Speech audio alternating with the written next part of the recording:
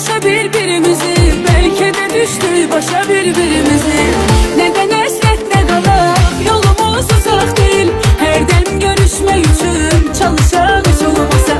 Arada sen geliyor ya da bir mesaj yazaq. Axı düşmən deyilik, danışaq hiç olmasa.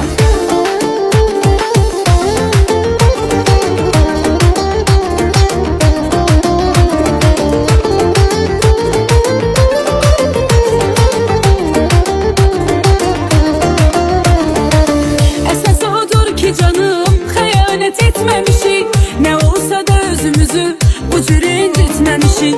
Dilimiz get desə də özümüz getməmişik. Ara bir halımızı soruşaq heç olmasa. Yenə də yazaq yaddaşa birbirimizi, bəlkə də düşdük başa birbirimizi.